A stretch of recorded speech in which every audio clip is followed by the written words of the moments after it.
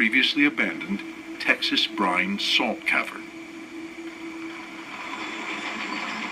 There are several caverns in Bayou Corn because it sits atop an enormous geologic formation called a salt dome.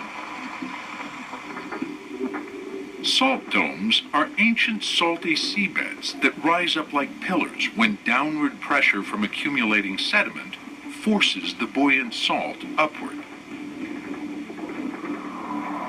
They are extremely valuable because oil and gas can get trapped around their edges. And of course, there's the salt.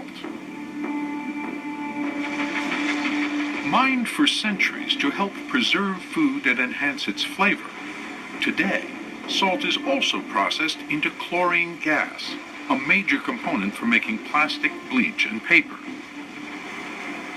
But traditional mining is expensive, so companies like Texas Brine brine it.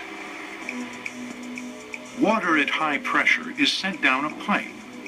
It easily dissolves away the salt and creates a watery cavern that grows larger as brining increases.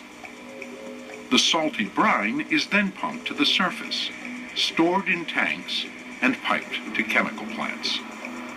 It's a mechanically simple way to get it and deliver it, to flush fresh water down, bring salt water up, and ship that salt water up for further processing. Sinkholes on salt domes have happened before. Too much brining in Dicetta, Texas, caused the top of this dome to crack apart and the surface above to subside into a large sinkhole. The Bayou Corn sinkhole was far deeper than Dicetta, and its origin mysterious. Although Texas Brine's salt cavern was not directly under the sinkhole, the state ordered the company to inspect the cavern to see if it triggered the collapse.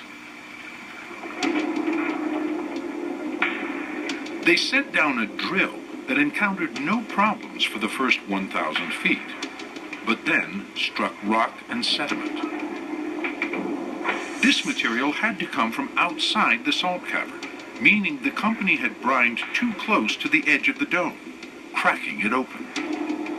Soil and rock had cascaded through the breach, filling the deep cavern, and this, in turn, sucked down the surface in a massive sinkhole. What we know now is the bubbling appearing over a widespread area, the tremors people were feeling, those were the indicator that that cavern had begun or was well into the process of